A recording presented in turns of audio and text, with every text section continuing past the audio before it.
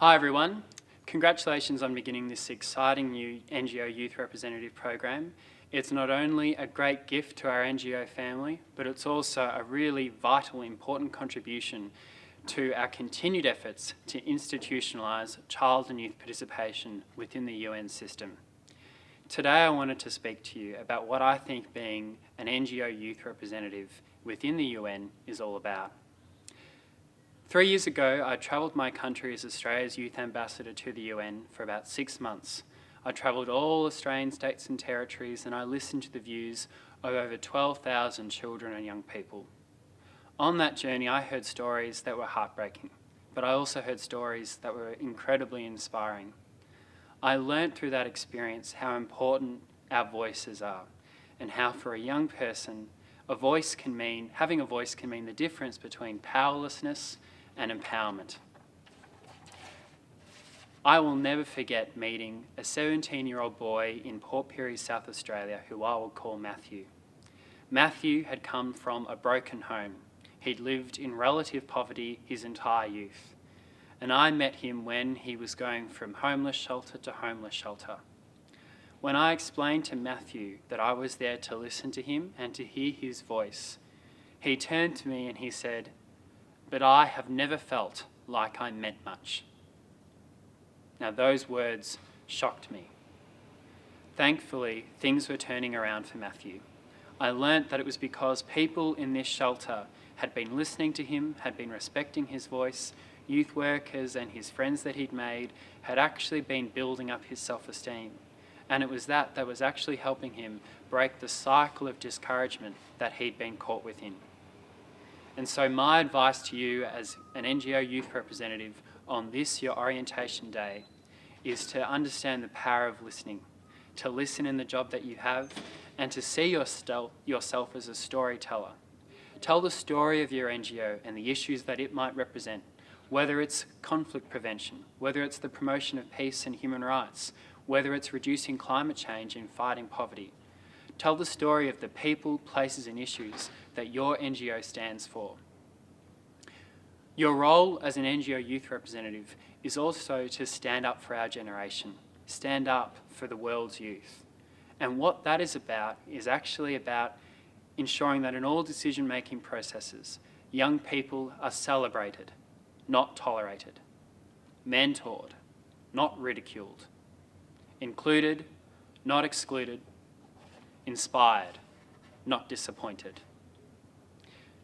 In my country, our generation of young Australians are standing up to ensure that every Indigenous young person can thrive within our community.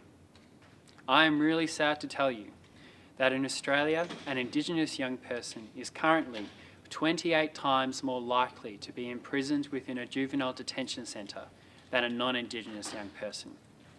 Now this is disgraceful. To give you a personal image of what that looks like, I'll never forget meeting an 18-year-old girl who I will call Teresa in the Brisbane Youth Detention Centre. Teresa told me that what she liked about juvenile detention was the fact that she got 3 meals a day, because that didn't always happen in the outside world. Now, the youth movement in Australia, we're not getting overwhelmed by negativity. We're choosing to see this huge problem and the long way we have to go to realise equality in our community as an exciting opportunity to actually make it happen. It is young people that are driving change for our Indigenous peoples. It is young people, 60% of which in the Indigenous space are under the age of 25, that are actually pushing forward sustainable solutions to discrimination and seeing equality take place at a grassroots level. Now, on a global scale, we have a lot of work to do to ensure that our generation's potential isn't wasted by the age of austerity that has followed the global financial crisis. Our generation needs to be put at the centre of job creation and economic growth, and we need to be seen as the youth demographic bulge as an opportunity, not a deficit. In this, it is up to us, and we all have a role to play. I will never forget meeting a 22-year-old man named Antesh in a slum in Mumbai, India last year. And to me, he was someone that personified what international youth leadership should be all about. Antesh was someone that was taking on the youth demographic bulge head on. He wasn't choosing to see it as a deficit, he was choosing to see it as an opportunity.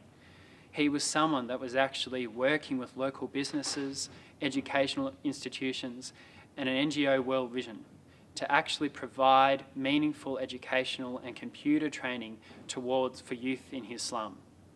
He was single-handedly changing the story of young people in this urban community. Young people were now accessing India's IT employment boom. Now, when you think about Antesh and his example as just a 22-year-old doing the incredible work he's doing at the local level, he tells us that international youth leadership is about creating the world that you want to live in.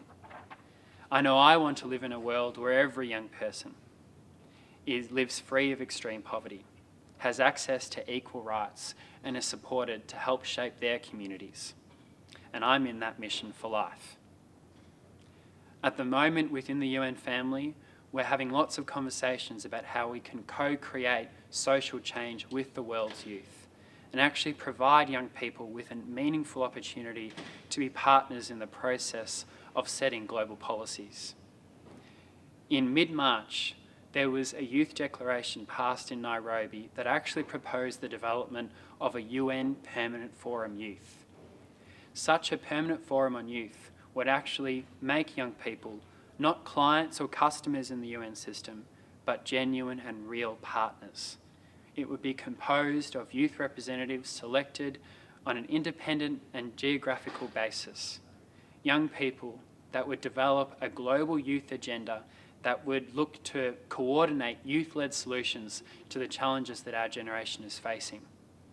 I personally really believe in that permanent forum, and I hope in your role as an NGO youth representative, you can talk to your NGOs, talk to your countries to help push that forward. It's an exciting time for you as an NGO youth representative and with concepts like the permanent forum to be working as a young person within the UN system. Sometimes when we're young, we're told negative things. We're told that we can't change the world. We're told to have doubts. We're told that we're not experienced enough. I really want to give you a message today to not let anyone's negativity or labels inform the leadership that you can set. I'm someone that when I was 5 years old, I was diagnosed with Asperger's syndrome, a minor form of autism. Now, people have, given me negative labels in my time, but I've always lived by a lesson that you never let a label define what you're capable of. You might be a young person, but I think that is your most incredible advantage in the world today. Every generation has the opportunity to tell a story and to stand up for the world that it envisions.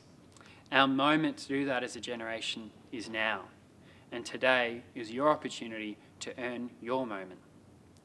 I'm someone that believes that young people provide the greatest hope for the UN's agenda and its dream for a shared humanity. And I am convinced that the best days for our generation and our United Nations are in front of us. Thank you and have a great orientation.